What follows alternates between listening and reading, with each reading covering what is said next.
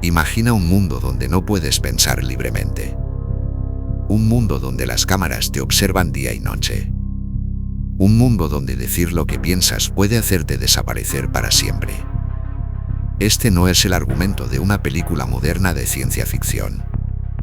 Es la realidad de Winston Smith, el protagonista de 1984, la obra maestra de George Orwell que predijo hace más de 70 años muchas cosas que hoy son parte de nuestra vida diaria.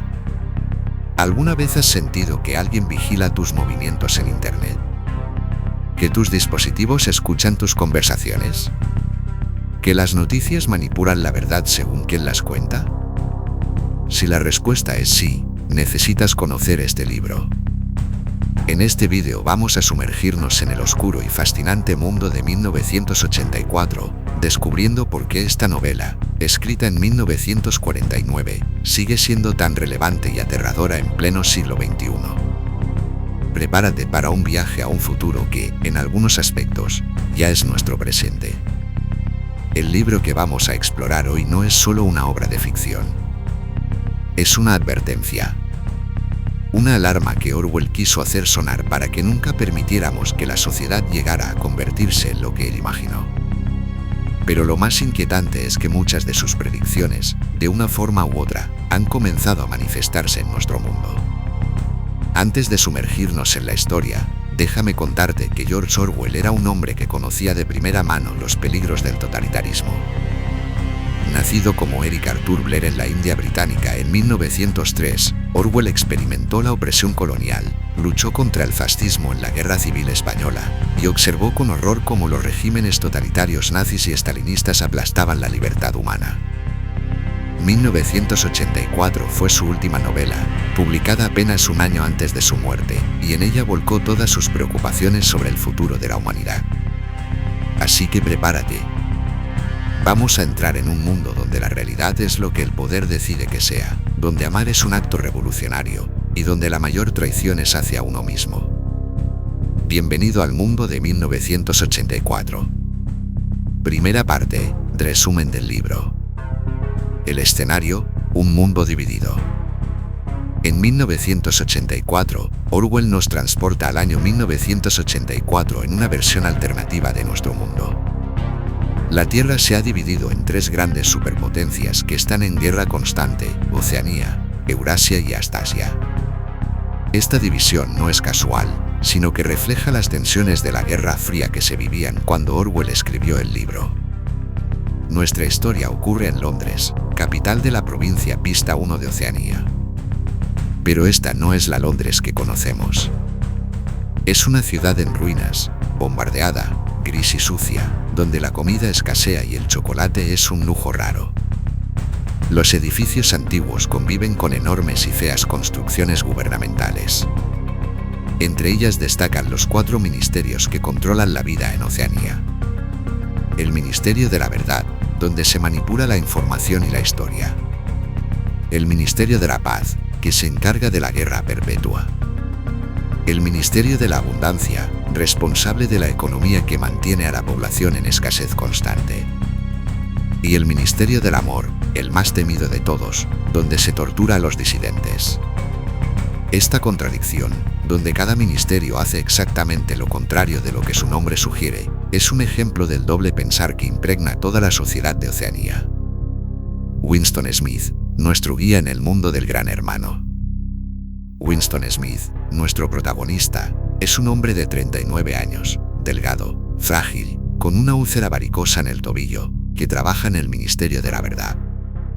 Su trabajo consiste en algo increíblemente perturbador: reescribir la historia. Cuando el partido, que es el gobierno totalitario que controla todo, decide cambiar algún hecho histórico, Winston y sus compañeros deben modificar periódicos, libros y documentos para que coincidan con la nueva versión oficial.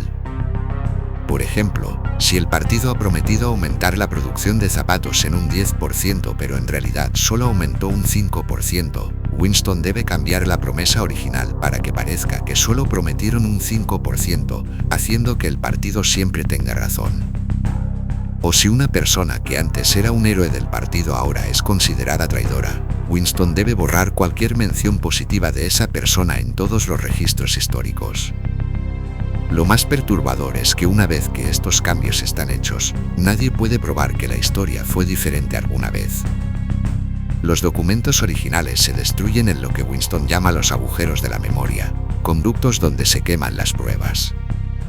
Oficialmente, el pasado ha sido alterado permanentemente.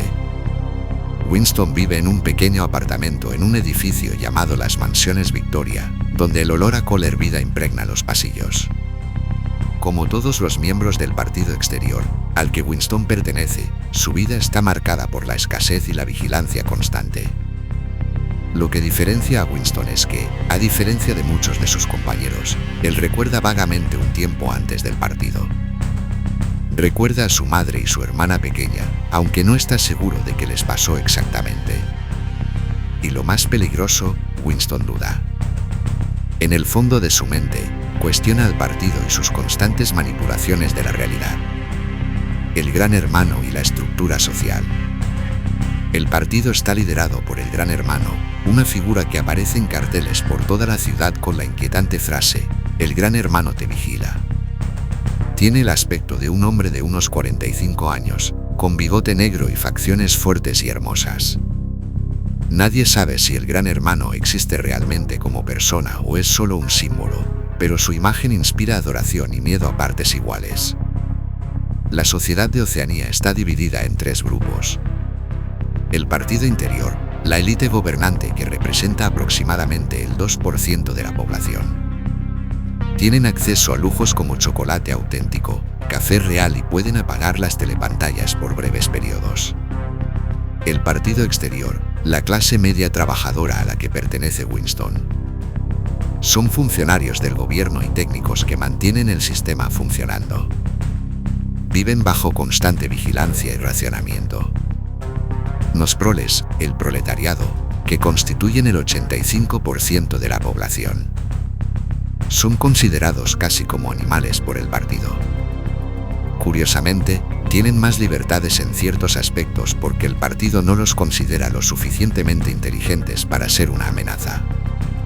Pueden beber, apostar, tener relaciones, pero viven en la pobreza y la ignorancia, manipulados con loterías falsas y música pop producida por máquinas. La vigilancia constante, las telepantallas y la policía del pensamiento. La sociedad de Oceanía está vigilada constantemente por telepantallas, dispositivos que funcionan como televisores pero que también graban todo lo que sucede frente a ellos. Transmiten propaganda del partido las 24 horas del día, intercalada con noticias generalmente sobre victorias militares ficticias. Su volumen puede reducirse ligeramente, pero nunca apagarse completamente, excepto para los miembros del partido interior. Estas telepantallas están en todas partes: casas, trabajos, parques, incluso baños. No hay lugar donde esconderse. Además, micrófonos ocultos captan conversaciones en las calles y campos, y helicópteros de la policía del pensamiento sobrevuelan la ciudad espiando a través de ventanas. La policía del pensamiento es la fuerza de seguridad más temida. Se infiltran en todas partes, disfrazados como ciudadanos comunes, y su trabajo es detectar el crimen tal, el crimen de tener pensamientos contrarios al partido. Lo perturbador es que no necesitas hacer nada para ser culpable, solo pensar diferente es motivo suficiente para ser arrestado. El control ideológico, neolengua y doble pensar. El partido controla absolutamente todo: lo que comes, lo que vistes, con quién te relacionas e incluso lo que piensas. Existen tres lemas principales del partido que Winston ve constantemente. La guerra es la paz, la libertad es la esclavitud, la ignorancia es la fuerza. Estos lemas aparentemente contradictorios ilustran el concepto del doble pensar, la capacidad de mantener dos ideas contradictorias en la mente al mismo tiempo y aceptar ambas como verdaderas. Por ejemplo, aunque Winston sabe que está cambiando la historia, debe convencerse de que la nueva versión siempre fue la verdadera. El idioma oficial es la neolengua, una versión simplificada del inglés donde se eliminan palabras para limitar la capacidad de las personas para pensar en conceptos como libertad o rebelión. Si no existen palabras para expresar una idea, la idea eventualmente desaparece. La neolengua está diseñada para hacer imposible el crimen tal, reduciendo el vocabulario año tras año hasta que sea imposible concebir ideas contrarias al partido. Por ejemplo, la palabra libre solo existe en conceptos como este perro está libre de pulgas, pero no como libertad de pensamiento. Palabras como democracia, justicia o ciencia han sido eliminadas o redefinidas para servir al partido. El comienzo de la rebeldía, el diario de Winston. Winston empieza a cuestionar secretamente al partido. Como acto de rebeldía, comienza a escribir un diario, algo prohibido que podría costarle la vida.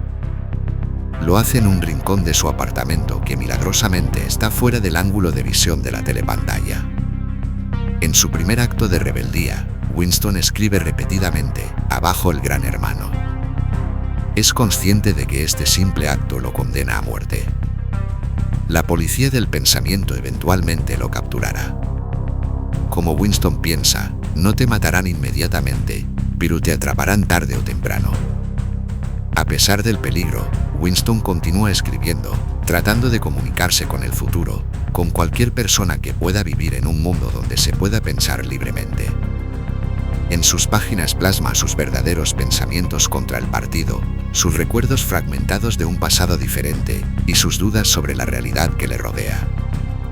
Es en este diario donde Winston reflexiona sobre los 2 minutos de odio, un ritual diario donde todos los trabajadores se reúnen frente a una pantalla para gritar y expresar su rabia contra Emanuel Goldstein, el supuesto enemigo número 1 del partido. Goldstein, un antiguo líder revolucionario que supuestamente traicionó al partido, es presentado como la fuente de todos los males, el líder de un grupo secreto llamado la Hermandad que busca derrocar al régimen. Durante estos 2 minutos de odio, Winston nota a 2 personas, O'Brien, un miembro del partido interior cuya inteligencia le impresiona, y Julia, una joven del departamento de ficción que parece ser una fanática leal al partido. Julia, el despertar del amor como rebelión. En el ministerio, Winston conoce mejor a Julia, una joven rebelde que trabaja en el departamento de ficción creando novelas con máquinas. Aunque al principio Winston desconfía de ella y hasta fantasea con matarla creyendo que es una espía, todo cambia cuando ella secretamente le pasa una nota que dice, «Te quiero». Después de elaborados planes para evitar ser detectados, Winston y Julia se encuentran en el campo, lejos de las telepantallas. Allí, en medio de un pequeño bosque, hacen el amor por primera vez. Para Julia, el sexo es una forma de rebelión. Ha tenido muchos amantes, todos miembros del partido, disfrutando de romper las reglas que prohíben el placer sexual. Winston y Julia son muy diferentes. Él es reflexivo, intelectual, obsesionado con el pasado y la verdad. Ella es práctica, orientada al presente, interesada en los pequeños actos de rebeldía cotidiana más que en derrocar al sistema. A Julia no le interesa la ideología o la historia, simplemente quiere disfrutar de los placeres que el partido prohíbe: sexo, café auténtico, maquillaje, ropa bonita. Sin embargo, ambos descubren que comparten su odio hacia el régimen y comienzan una relación amorosa secreta. Estar enamorados es un acto de rebelión en sí mismo, ya que el partido solo permite relaciones con el fin de tener hijos leales al sistema. El objetivo del partido es que toda la lealtad y energía se dirija hacia el gran hermano, no hacia otras personas. El refugio, un lugar para ser humanos. Winston y Julia alquilan una habitación encima de una tienda de antigüedades en el barrio de Los Proles. La tienda pertenece al señor Charrington, un anciano amable que parece interesado en objetos del pasado, igual que Winston. Lo que hace este lugar especial es que no tiene telepantalla, o eso creen ellos. En ese pequeño refugio, decorado con objetos antiguos como un reloj de péndulo y un grabado, Winston y Julia pueden ser ellos mismos. Pueden hacer el amor, dormir juntos, conversar libremente, incluso abrir la ventana y escuchar a una robusta mujer prole cantar mientras cuelga la ropa. Es en este espacio donde Winston se permite recordar más de su pasado, incluyendo un sueño recurrente sobre un lugar que llama el País Dorado, un paisaje rural que representa para él un mundo sin el partido. También recuerda más claramente a su madre y la última vez que la vio, cuando él le arrebató un trozo de chocolate a su hermana pequeña y huyó, regresando para descubrir que su madre y hermana habían desaparecido. Winston y Julia fantasean con formas de resistir o escapar del partido. Hablan de unirse a la misteriosa hermandad, aunque no saben cómo contactarla. Saben que eventualmente serán descubiertos, pero como dice Winston, el único verdadero acto de rebeldía es mantener intacta una pequeña parte de ti mismo que el partido no pueda tocar. O'Brien y el libro de Goldstein. Winston ha estado observando a O'Brien, un miembro del partido interior, durante años. Algo en su rostro le sugiere a Winston que O'Brien podría ser un aliado secreto. Cuando O'Brien invita a Winston a su apartamento con el pretexto de discutir la nueva edición del diccionario de neolengua, Winston siente que sus sospechas se confirman. En el lujoso apartamento de O'Brien, donde hay vino real y se puede apagar la telepantalla, O'Brien confirma que pertenece a la Hermandad, el grupo de resistencia liderado por Emmanuel Goldstein. Winston y Julia juran unirse a la organización y hacer cualquier cosa para derrocar al partido, excepto separarse. O'Brien les entrega un libro pesado, supuestamente escrito por Goldstein, titulado Teoría y Práctica del Colectivismo Oligárquico. Les dice que lo lean y les promete que volverán a encontrarse en un lugar donde no haya oscuridad, una frase que Winston había soñado antes. Durante los siguientes días, Winston lee partes del libro a Julia en su habitación secreta. El libro explica cómo las tres superpotencias perpetúan deliberadamente un estado de guerra constante para mantener el control social. Describe cómo la guerra nunca se gana realmente, solo cambian las alianzas. A veces Oceanía está en guerra con Eurasia y aliada con Eastasia, y luego la situación se invierte. Pero la guerra siempre continúa, consumiendo recursos y manteniendo a la población temerosa y dependiente. El libro también explica que las sociedades siempre han estado divididas en alta, media y baja, y que a lo largo de la historia los grupos medios siempre intentan reemplazar a los altos con la ayuda de los bajos, prometiéndoles igualdad. Pero una vez que los medios se convierten en los nuevos altos, crean una nueva clase media y vuelven a someter a los bajos. Lo que hace único al partido es que sabe lo que está haciendo y pretende mantener el poder eternamente. No solo quiere la obediencia externa, sino la sumisión mental completa. La traición y la captura. Mientras Winston lee el libro en voz alta, sucede algo inesperado. La pintura de la pared cae, revelando una telepantalla oculta. De repente, voces y botas pesadas llenan la habitación. La policía del pensamiento ha llegado. Lo más devastador es descubrir que el señor Charrington, a quien consideraban un amigo, era en realidad un miembro de la policía del pensamiento. Su acento, postura e incluso su apariencia cambian cuando se revela su verdadera identidad. Winston y Julia son separados violentamente. Mientras se los llevan, Winston piensa en la promesa de O'Brien de que se encontrarían en un lugar donde no hay oscuridad.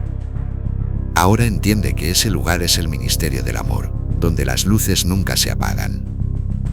Lo que Winston no sabe todavía es que su captura no fue mala suerte. Todo ha sido una trampa elaborada.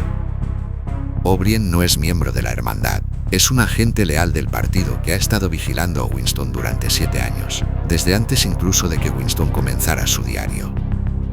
El Ministerio del Amor, la destrucción de Winston. Winston es llevado al Ministerio del Amor, un edificio sin ventanas rodeado de alambre de púas y ametralladoras. Allí es confinado en una celda sin ventanas y con una brillante luz que nunca se apaga. Durante días es golpeado y torturado por guardias, obligado a confesar crímenes reales e imaginarios.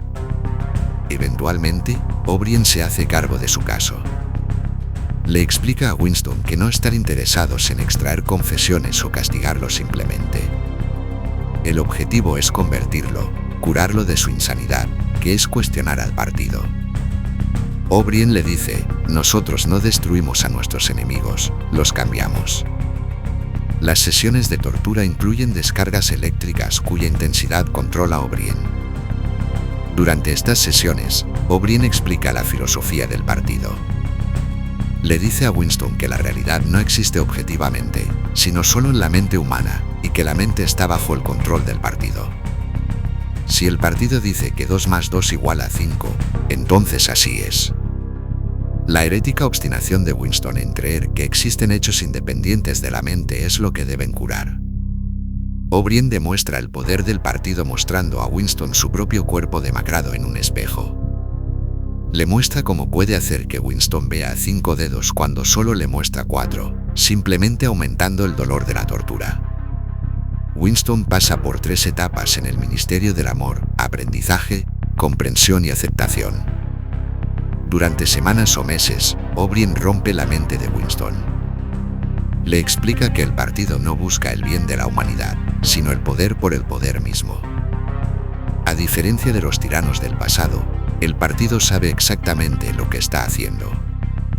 No permite mártires y hace que sus enemigos se rindan completamente antes de matarlos.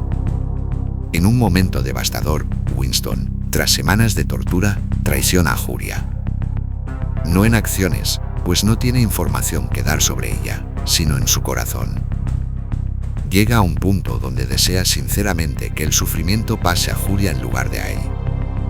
La habitación 101, el fin de la resistencia. La parte más desgarradora llega cuando llevan a Winston a la temida habitación 101, donde cada persona se enfrenta a su peor miedo. O'Brien explica que no basta con la obediencia o la rendición. Winston debe amar al Gran Hermano, y para eso, primero deben erradicar cualquier otro amor en su corazón. Para Winston, su peor miedo son las ratas, a las que tiene fobia desde la infancia. O'Brien le muestra una jaula con ratas hambrientas separadas de su cara solo por una puerta que puede abrirse en cualquier momento. Las ratas están listas para devorar su rostro. Cuando O'Brien se dispone a abrir la jaula, Winston finalmente se quiebra por completo. Grita: «¡Házselo a Julia!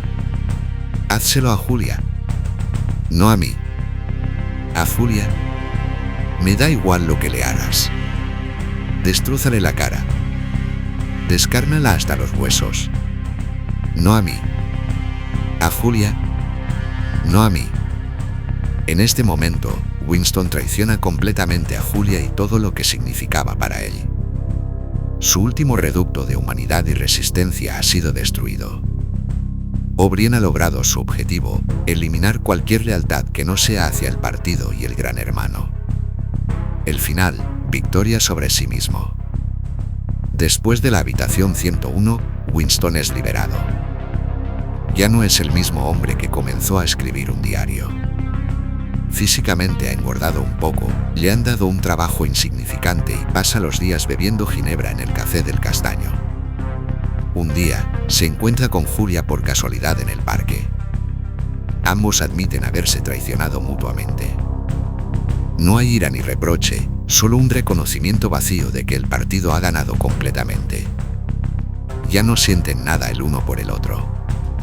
El amor que una vez fue su acto de rebeldía ha sido extirpado de sus corazones.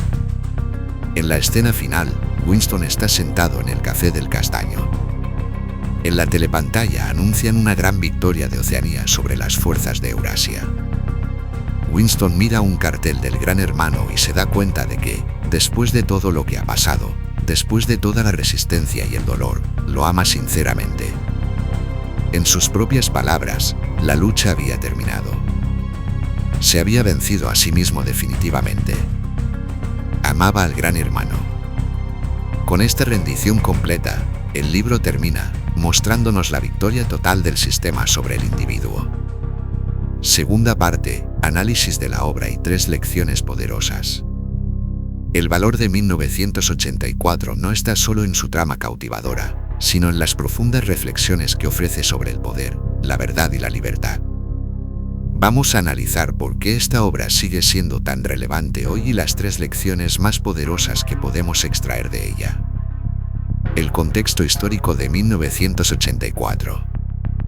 Para entender plenamente el impacto de 1984, es importante conocer el momento en que fue escrito.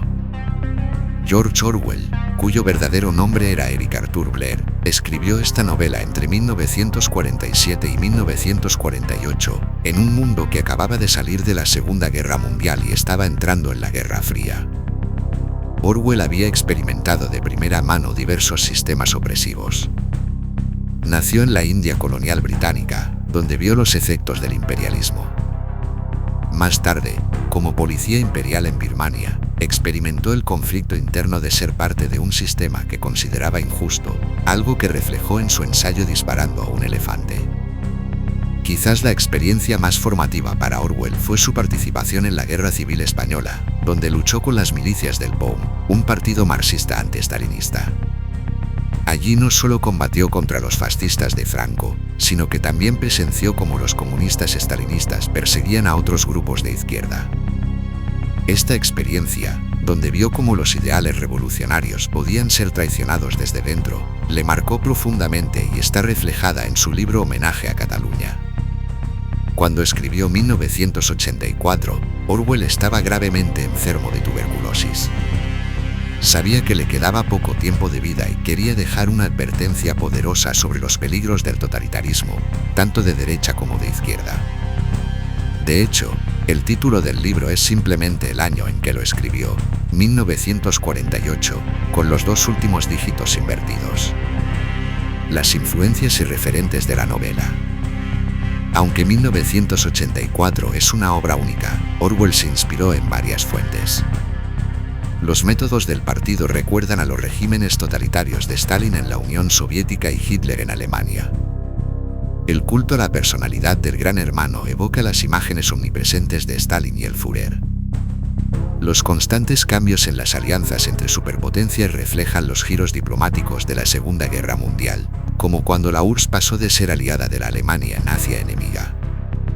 La novela Nosotros de Yevgeny Zamyatin, una distopía soviética de 1921, también influyó en Orwell.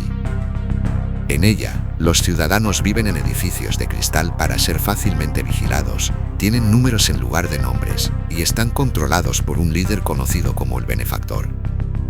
El concepto de reescribir la historia no era ficción para Orwell.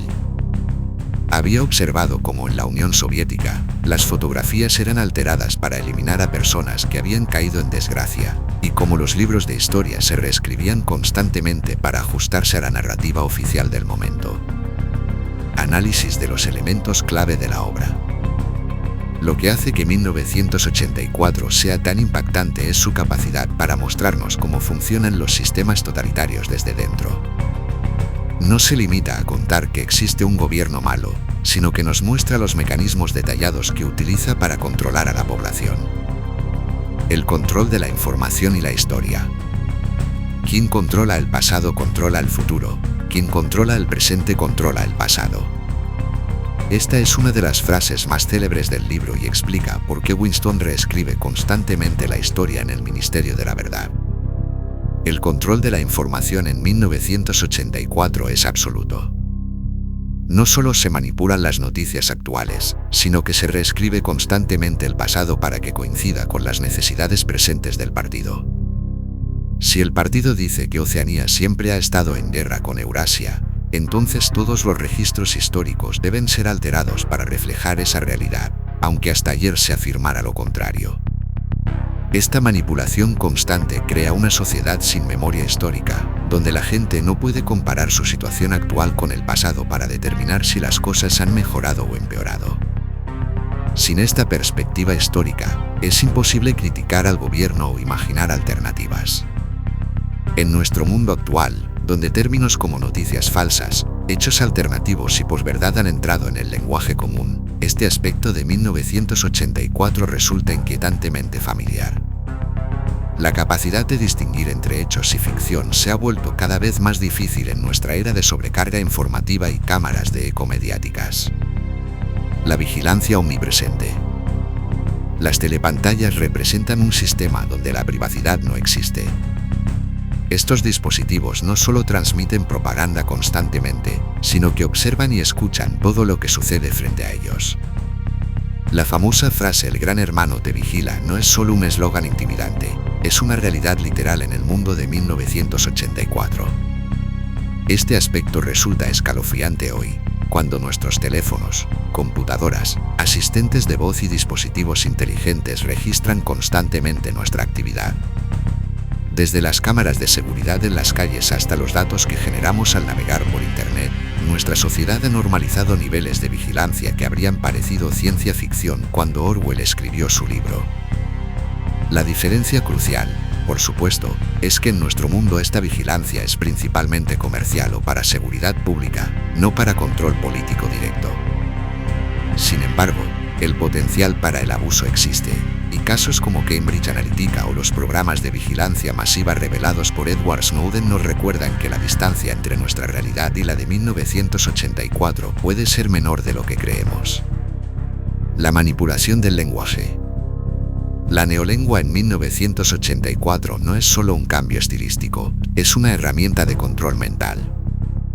Al eliminar palabras que expresan conceptos como libertad, justicia o rebelión, y simplificar el lenguaje hasta reducirlo a dicotomías básicas, bueno/malo, minipax/miniver, el partido limita la capacidad de los ciudadanos para conceptualizar ideas complejas, especialmente aquellas críticas con el régimen. Como explica Sime, el compañero de Winston que trabaja en el diccionario de neolengua, ¿no ves que el objetivo final de la neolengua es reducir el alcance del pensamiento? Al final haremos que el crimen tal sea literalmente imposible, porque no habrá palabras para expresarlo.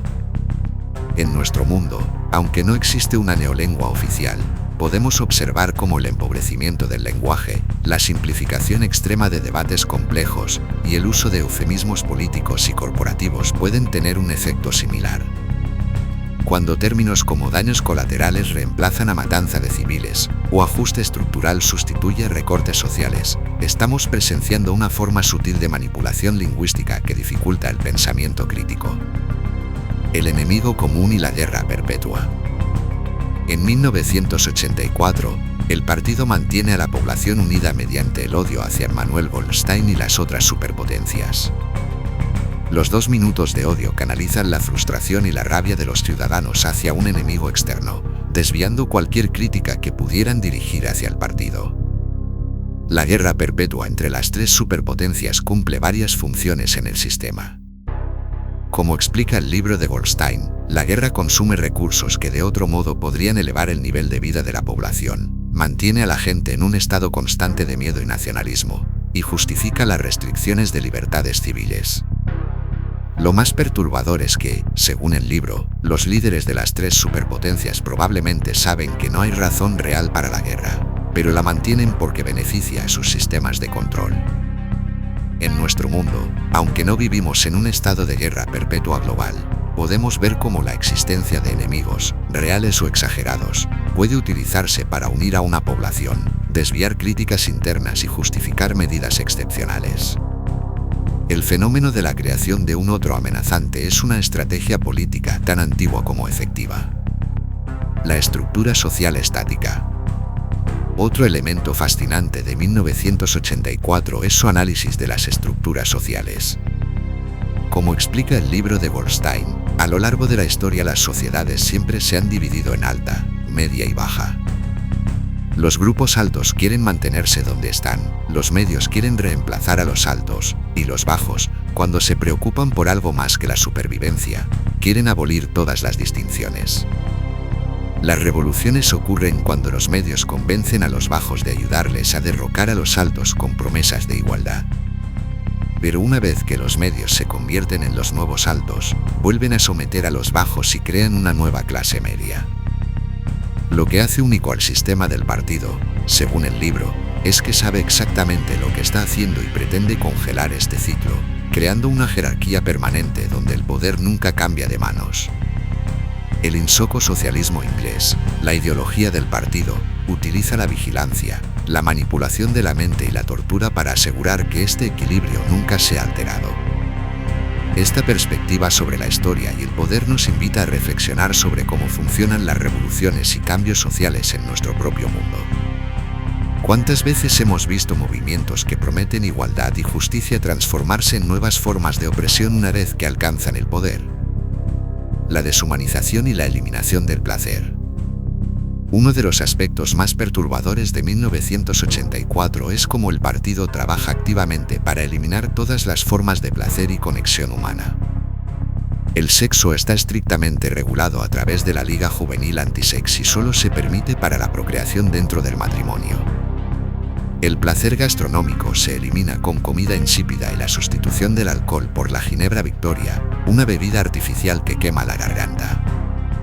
La música es producida por máquinas sin intervención humana, y el arte se limita a propaganda. El propósito es claro: cualquier energía emocional o pasión debe dirigirse exclusivamente al partido y al gran hermano. Como O'Brien explica a Winston, eliminaremos el orgasmo. Nuestros neurólogos están trabajando en ello ahora. El objetivo es un mundo donde la única emoción permitida sea el éxtasis de la victoria sobre los enemigos y la adoración al partido. Esta eliminación sistemática de lo humano nos recuerda cómo los sistemas totalitarios reales han atacado aspectos fundamentales de la vida humana: familias separadas, relaciones personales infiltradas por informantes, tradiciones culturales suprimidas y reemplazadas por rituales de adoración al Estado o al líder. La relevancia actual de 1984. ¿Por qué 1984, una novela escrita hace más de 70 años, sigue resonando tan fuertemente hoy? La respuesta está en que Orwell no solo describió un sistema político específico, sino que identificó tendencias y mecanismos que pueden manifestarse en diferentes formas y grados en cualquier sociedad. Cuando Edward Snowden reveló en 2013 la existencia de programas de vigilancia masiva por parte de la NSA, las ventas de 1984 se dispararon. Cuando términos como hechos alternativos entraron en el discurso político en 2017, la novela volvió a las listas de bestsellers. Cada nueva tecnología de reconocimiento facial, cada escándalo de manipulación de datos, cada campaña de desinformación en redes sociales nos recuerda las advertencias de Orwell. La genialidad de 1984 es que no se limita a criticar un solo sistema político. Aunque claramente influenciado por el estalinismo, sus observaciones sobre el poder y el control pueden aplicarse tanto a dictaduras como a democracias que comienzan a erosionarse. Las técnicas que Orwell describe, desde la manipulación lingüística hasta la vigilancia, desde la creación de enemigos hasta la reescritura de la historia, son herramientas que pueden utilizarse en cualquier sistema que priorice el control sobre la libertad. En nuestra era digital, donde grandes corporaciones tecnológicas recopilan más datos sobre nosotros que cualquier gobierno del pasado podría haber soñado, donde algoritmos determinan qué información recibimos, y donde las redes sociales pueden utilizarse para manipular opiniones a escala masiva, las advertencias de Orwell adquieren nuevas dimensiones que él mismo no podría haber imaginado. Las 3 lecciones más poderosas de 1984. Tras este análisis de los elementos clave de la obra y su relevancia actual, podemos extraer 3 lecciones fundamentales que 1984 nos ofrece para nuestro mundo contemporáneo. Primera lección: la verdad es el bien más preciado en una sociedad libre. En 1984, la verdad no existe como concepto objetivo. Lo que el partido dice que es verdad, incluso si contradice la realidad física o lo que el partido mismo afirmaba ayer. Winston llega a preguntarse si 2 más 2 podrían ser 5 si el partido así lo decretara. Esta es quizás la idea más aterradora del libro, que incluso las verdades matemáticas y físicas pueden ser alteradas si el poder lo exige. En la famosa escena de tortura, O'Brien levanta 4 dedos y pregunta a Winston cuántos ve. Cuando Winston responde honestamente que 4, recibe una descarga eléctrica. O'Brien explica: la realidad existe en la mente humana y en ningún otro sitio. No en la mente individual, que puede equivocarse, en cualquier caso, perece pronto, sino en la mente del partido, que es colectiva e inmortal. Esta manipulación nos enseña que defender la verdad, aun cuando sea incómoda, es esencial para mantener una sociedad libre. Cuando permitimos que los hechos se distorsionen por conveniencia política, intereses económicos o para evitar ofender a alguien, estamos dando pequeños pasos hacia un mundo orwelliano. En nuestra era digital, donde las noticias falsas se propagan más rápido que las verdaderas y los algoritmos nos muestran solo lo que queremos ver, esta lección es más relevante que nunca. Debemos cuestionar, verificar fuentes, buscar evidencia y estar dispuestos a cambiar de opinión cuando los hechos así lo demuestren. Orwell nos advierte que la primera víctima de cualquier sistema autoritario es la verdad, porque sin acceso a información veraz, los ciudadanos no pueden tomar decisiones informadas ni criticar efectivamente al poder. Como Winston reflexiona en un momento, la libertad es poder decir que 2 y 2 son 4. Si se concede esto, todo lo demás vendrá por añadidura. Segunda lección: la privacidad es fundamental para la libertad individual. Winston y Julia solo pueden ser ellos mismos en el pequeño cuarto que alquilan, lejos de las telepantallas. Este espacio privado representa algo que a menudo damos por sentado: la capacidad de tener pensamientos propios sin ser juzgados o monitoreados. La vigilancia constante en 1984 no solo busca detectar disidentes, sino crear un estado de autocensura donde las personas ni siquiera se atrevan a pensar diferente. Como explica Winston, te podían delatar tus hijos, tu vecino, tu colega, un desconocido en la calle. Pero lo peor era que te podías delatar a ti mismo sin darte cuenta. Tenías que vivir, por costumbre convertida en instinto, con la presunción de que cualquier sonido que hicieras sería escuchado y cualquier movimiento, excepto en la oscuridad, sería observado. En nuestra sociedad actual, compartimos voluntariamente cantidades enormes de información personal a través de redes sociales y servicios digitales. Las cámaras de seguridad están por todas partes, y nuestros dispositivos registran nuestros hábitos, conversaciones y ubicaciones. A menudo se dice: si no tienes nada que ocultar, no tienes nada que temer, un argumento que Winston desmontaría rápidamente. La lección aquí no es que toda vigilancia sea malvada, sino que debemos ser conscientes del valor de nuestra privacidad y protegerla. Necesitamos espacios donde podamos pensar libremente, equivocarnos y crecer sin el temor a ser constantemente juzgados o monitoreados. La privacidad no es solo un lujo, es una condición necesaria para el desarrollo de la individualidad y el pensamiento crítico. Cuando renunciamos a nuestra privacidad, ya sea por conveniencia, por seguridad o simplemente por el deseo de compartir, debemos preguntarnos qué estamos sacrificando y quién se beneficia realmente de esa información.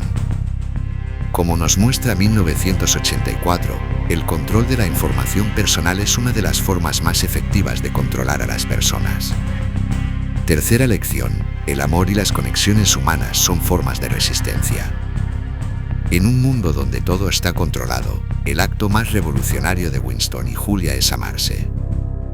El partido lo sabe, por eso trabaja activamente para destruir los lazos familiares y amorosos, reemplazándolos con devoción al Estado. Como O'Brien explica durante la tortura de Winston, no existirá lealtad, excepto la lealtad al partido. No existirá amor, excepto el amor al gran hermano. El partido entiende que las conexiones humanas profundas crean lealtades que compiten con la lealtad al sistema, y por eso deben ser destruidas. La relación entre Winston y Julia no es perfecta. Son personas dañadas por el sistema en el que viven, y su amor es en parte una reacción contra ese sistema. Pero en sus momentos de intimidad, recuperan algo de su humanidad. Como Winston piensa, el crimen no consistía en tener un amante, sino en que el amante fuera una persona y no el partido. Esta lección nos recuerda que nuestras conexiones personales son poderosas. En un mundo cada vez más digital donde la soledad se ha convertido en una epidemia, cultivar relaciones auténticas es una forma de mantener nuestra humanidad. El tiempo de calidad con amigos y familia, sin pantallas de por medio, no es solo agradable, es una manera de resistir la deshumanización de la vida moderna. Las estadísticas muestran un aumento alarmante en los niveles de soledad, especialmente entre los jóvenes. Pasamos más tiempo en redes sociales, pero menos tiempo en interacciones cara a cara significativas. 1984 nos recuerda que este aislamiento nos hace más vulnerables al control, mientras que las conexiones genuinas nos fortalecen. La relevancia perenne de 1984. ¿Por qué deberías leer o releer 1984 hoy? Porque sus advertencias trascienden tiempo y lugar. Orwell no solo describió un régimen totalitario específico, identificó mecanismos de control que pueden aparecer en diferentes formas y grados en cualquier sociedad. El libro nos invita a estar alertas no solo ante amenazas obvias a la libertad, sino también ante erosiones sutiles y graduales. Nos enseña a valorar la verdad objetiva, a proteger nuestra privacidad y a mantener nuestra humanidad a través de conexiones auténticas. Como dijo el propio Orwell en otro de sus ensayos, si la libertad significa algo, significa el derecho a decirle a la gente lo que no quiere oír. 1984 nos dice precisamente lo que a veces no queremos oír, que la libertad es frágil, que el poder corrompe y que la vigilancia constante puede ser una prisión invisible.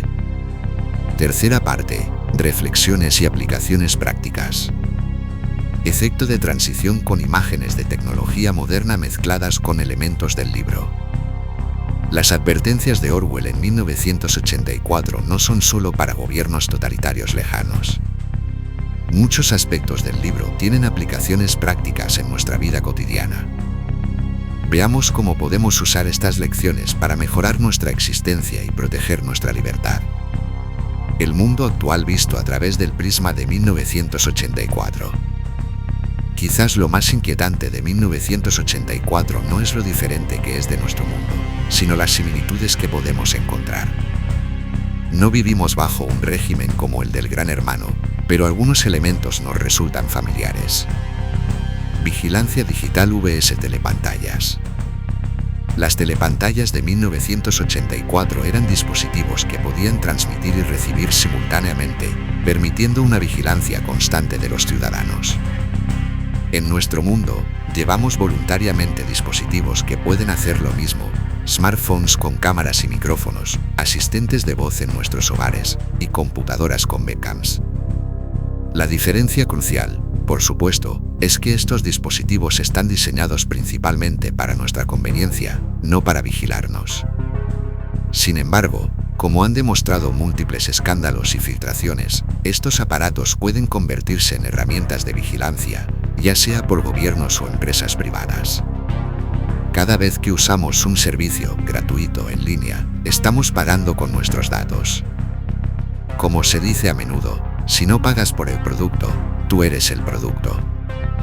Nuestras búsquedas, compras, ubicaciones e incluso patrones de sueño son recopilados, analizados y utilizados para predecir y modificar nuestro comportamiento, principalmente con fines comerciales pero ocasionalmente con propósitos políticos.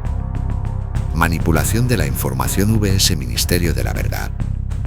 No tenemos un Ministerio de la Verdad que reescriba sistemáticamente la historia, pero vivimos en una era de información fragmentada donde cada persona puede elegir su propia verdad según sus preferencias políticas o personales.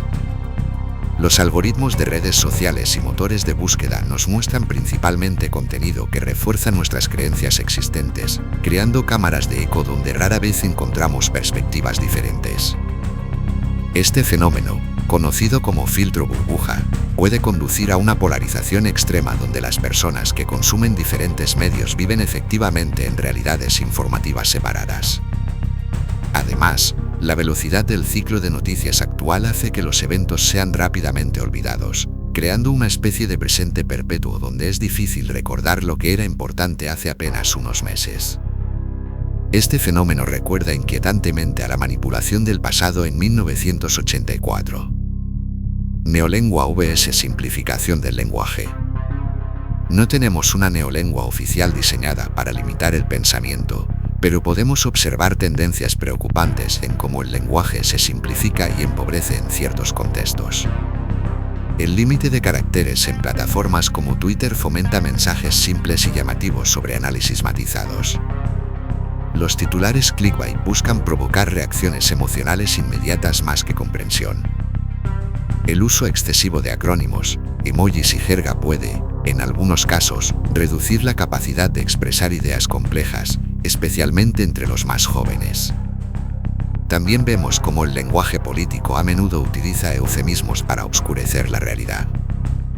Daños colaterales suena menos horrible que civiles muertos. Ajuste económico suena menos doloroso que recortes sociales.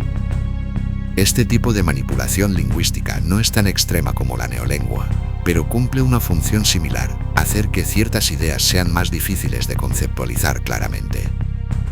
Polarización vs. 2 minutos de odio. Los 2 minutos de odio en 1984 eran rituales donde los ciudadanos expresaban colectivamente su rabia contra enemigos del Estado. En nuestro mundo, no tenemos rituales obligatorios similares, pero las redes sociales a menudo funcionan como plataformas donde la indignación colectiva se manifiesta de forma similar.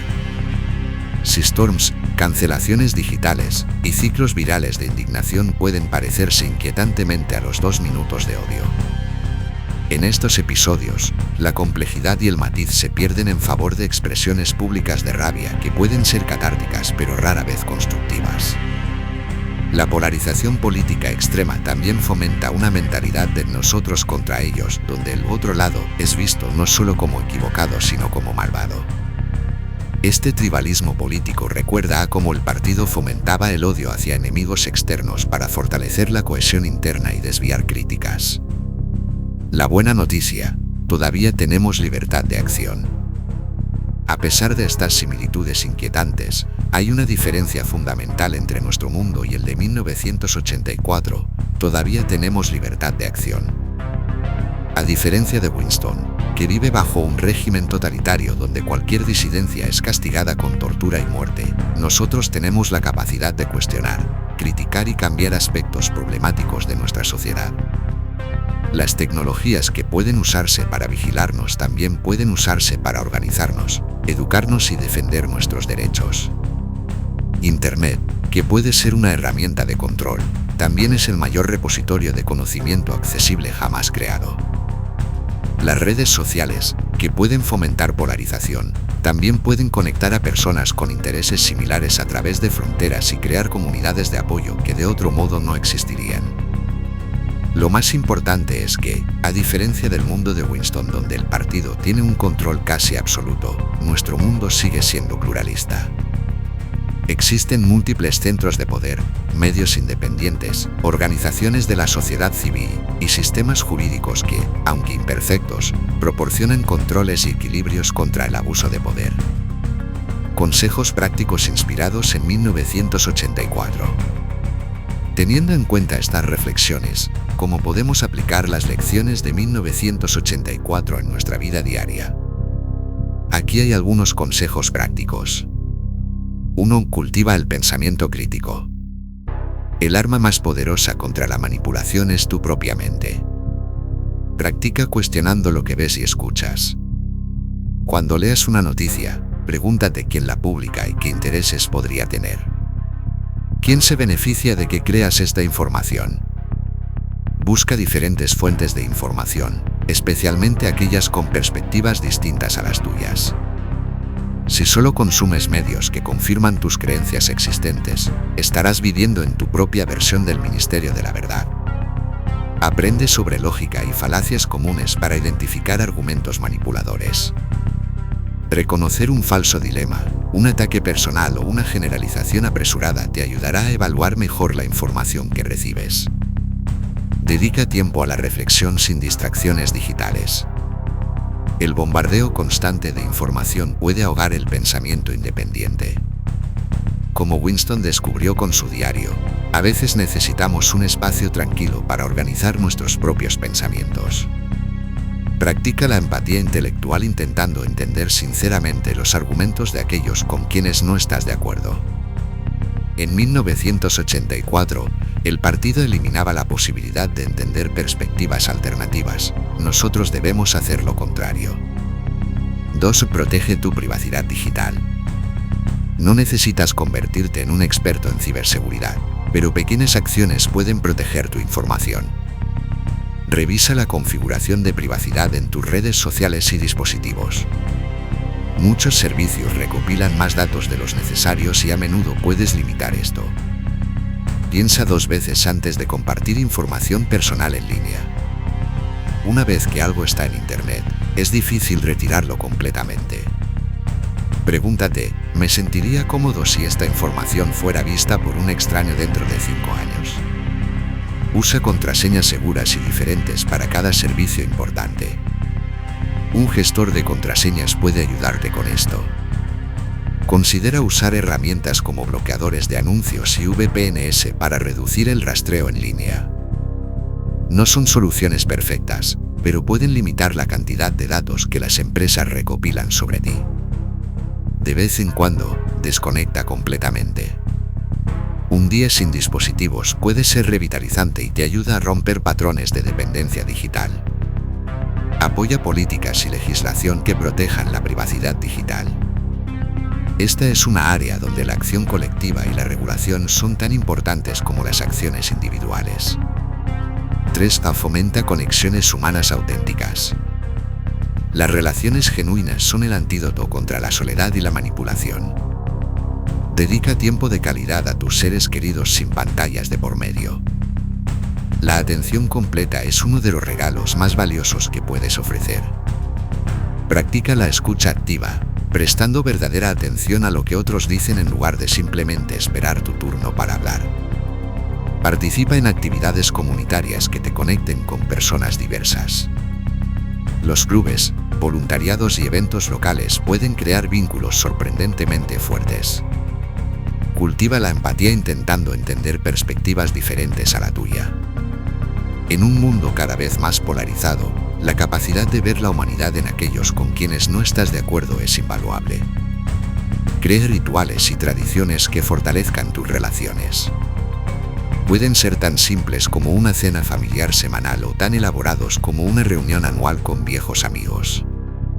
Recuerda que la vulnerabilidad es parte de la conexión auténtica. En 1984, mostrar vulnerabilidad era peligroso. En un mundo libre, es el camino hacia relaciones más profundas. 4. Defiende tus ideas, pero mantente abierto al diálogo. El doble pensar orwelliano es la antítesis del pensamiento honesto. Defiende tus valores y convicciones, pero estate dispuesto a cambiar de opinión cuando nueva evidencia lo justifique. La consistencia dogmática no es una virtud si te mantiene aferrado a ideas erróneas. Evita los extremos de pensamiento donde todo es blanco o negro. La mayoría de las cuestiones importantes son complejas y tienen matices que merecen ser explorados. Participa en debates respetuosos donde el objetivo sea aprender, no solo ganar. A diferencia de los intercambios en 1984, donde el único propósito era suprimir el pensamiento independiente, un buen debate debería expandir la comprensión de todos los participantes. Recuerda que es posible respetar a alguien aunque no comparta sus ideas. En 1984, el desacuerdo ideológico significaba enemistad total. En una sociedad libre, debemos separar las ideas de las personas que las sostienen. Practica diciendo no lo sé o podría estar equivocado cuando sea apropiado. Esta humildad intelectual, imposible en el mundo de doble pensar, es esencial para el crecimiento personal y el diálogo productivo. 5. Valora y defiende la libertad de expresión responsable. La capacidad de expresar ideas, incluso incómodas, es esencial para evitar un mundo como 1984. Defiende el derecho de las personas a expresar opiniones, incluso cuando no estés de acuerdo con ellas. Como decía Evelyn Beatrice Hall resumiendo el pensamiento de Voltaire, no estoy de acuerdo con lo que dices, pero defenderé hasta la muerte tu derecho a decirlo.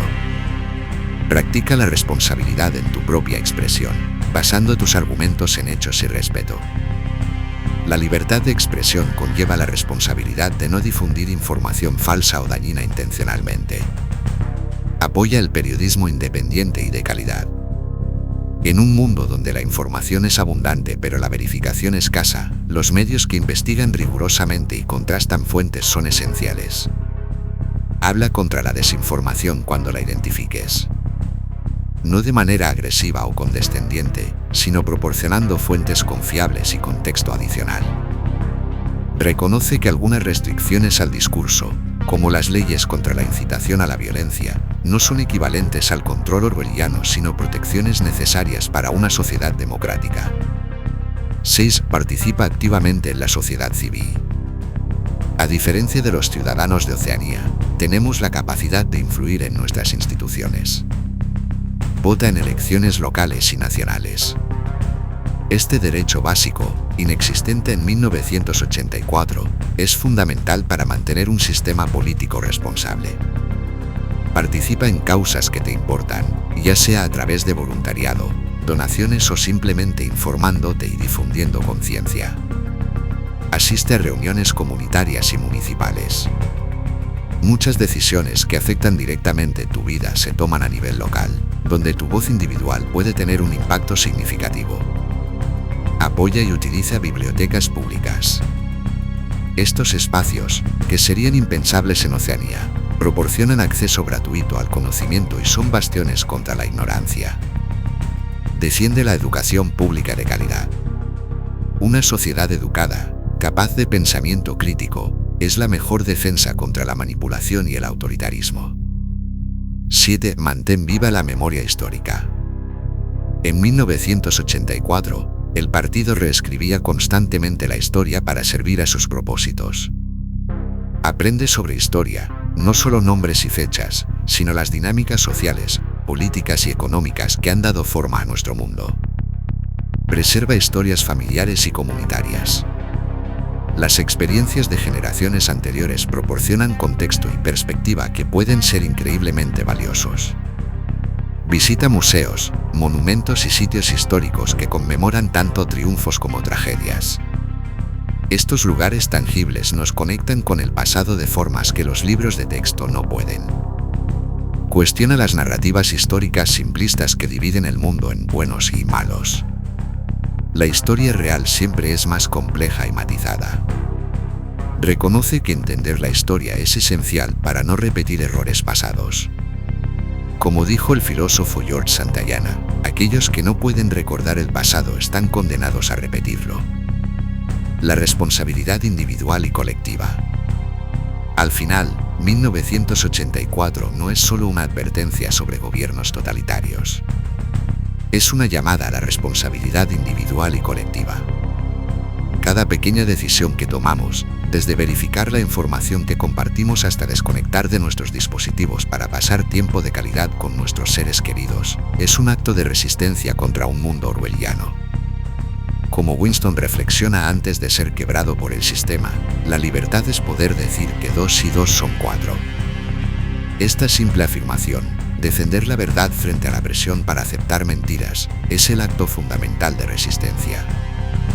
Orwell nos invita a estar vigilantes, no solo contra las amenazas obvias a la libertad como regímenes autoritarios, sino también contra erosiones sutiles y graduales que pueden ocurrir incluso en democracias. La vigilancia masiva, la manipulación de la información, el empobrecimiento del lenguaje y el debilitamiento de conexiones humanas auténticas son problemas que debemos enfrentar colectivamente. El mensaje final de 1984 no es de desesperanza, aunque el libro termine con la derrota de Winston. El simple hecho de que Orwell escribiera esta advertencia indica su creencia de que un futuro orwelliano puede evitarse si somos conscientes de los peligros y actuamos para prevenirlos. El libro existe precisamente porque Orwell creía que teníamos la capacidad de elegir un camino diferente. Aplicaciones para diferentes grupos de edad. Las lecciones de 1984 pueden aplicarse a personas de diferentes edades de maneras específicas. Para niños y adolescentes. Desarrolla el hábito de cuestionar lo que ves en línea. No todo lo que aparece en Internet o redes sociales es verdad. Aprende a verificar información consultando múltiples fuentes confiables. Sé consciente de cómo los juegos y aplicaciones están diseñados para mantenerte enganchado. Establece límites saludables para el uso de pantallas y busca un equilibrio con actividades físicas, sociales y creativas. Protege tu información personal en línea. Piensa antes de publicar fotos o detalles que podrían ser usados de formas que no deseas. Valora tus relaciones cara a cara. Pasa tiempo de calidad con amigos y familia sin distracciones digitales. Cultiva tu propia voz y opiniones. No sigas a la multitud solo por encajar. Está bien tener ideas diferentes mientras las expreses con respeto. Para adultos jóvenes. Diversifica tus fuentes de información. Sal de tu burbuja informativa leyendo perspectivas con las que no siempre estés de acuerdo. Sé consciente de cómo los algoritmos personalizan tu experiencia en línea, mostrándote principalmente contenido que refuerza tus creencias existentes. Aprende habilidades de privacidad digital para protegerte a ti mismo y a tus seres queridos. Herramientas como gestores de contraseñas, VPNs y configuraciones de privacidad pueden hacer una gran diferencia. Participa en tu comunidad local. El voluntariado y el activismo cívico son formas poderosas de contrarrestar el aislamiento y hacer un impacto real. Apoya el periodismo independiente y de calidad. Los medios que investigan a fondo y contrastan fuentes son esenciales para una sociedad democrática. Para adultos mayores. Comparte tus experiencias y recuerdos con generaciones más jóvenes. Tus vivencias son valiosas para mantener viva la memoria histórica. Mantente informado sobre nuevas tecnologías y sus implicaciones. No es necesario convertirse en experto, pero entender lo básico te ayudará a navegar el mundo digital con más confianza. Cuestiona narrativas simplistas sobre cómo eran las cosas antes. La nostalgia puede ser reconfortante, pero una visión matizada del pasado es más útil para entender el presente. Participa en grupos comunitarios que reúnan a personas de diferentes edades y orígenes. Estas conexiones intergeneracionales son invaluables. Defiende instituciones que protejan derechos y libertades. Tu experiencia te da una perspectiva única sobre la importancia de salvaguardar valores democráticos. Un llamado a la acción colectiva. Aunque muchas de estas estrategias funcionan a nivel individual, algunos de los desafíos que 1984 nos advierte requieren acción colectiva. Reglas claras sobre datos y privacidad. Necesitamos marcos legales sólidos que protejan la privacidad de los ciudadanos frente a gobiernos y corporaciones. Esto incluye regulaciones sobre qué datos pueden recopilarse, cómo pueden utilizarse, y garantizar transparencia en estos procesos. Educación para la era digital. Nuestros sistemas educativos deben adaptarse para enseñar pensamiento crítico, alfabetización mediática y habilidades de verificación de información desde temprana edad. Medios independientes y diversos. Una democracia saludable necesita un paisaje mediático plural, con financiamiento suficiente para periodismo de investigación de calidad. Tecnología ética. Debemos exigir que las nuevas tecnologías, especialmente aquellas relacionadas con inteligencia artificial, vigilancia y manipulación de información, se desarrollen con principios éticos claros. Espacios públicos vibrantes. Las comunidades necesitan lugares físicos donde las personas puedan reunirse, interactuar y organizarse fuera del ámbito digital. 1984 nos recuerda que la libertad no es un estado permanente, sino algo que debe protegerse y renovarse constantemente. Como ciudadanos de sociedades democráticas, tenemos tanto el privilegio como la responsabilidad de estar vigilantes contra las fuerzas que buscarían limitarla. 1984 no es solo una novela distópica brillante, es una advertencia que sigue vigente. Como dijo el propio Orwell, el futuro que describe no es inevitable, sino una posibilidad contra la que debemos luchar. Cada pequeña decisión que tomamos, desde verificar la información que compartimos hasta desconectar de nuestros dispositivos para pasar tiempo de calidad con nuestros seres queridos, es un acto de resistencia contra un mundo orwelliano.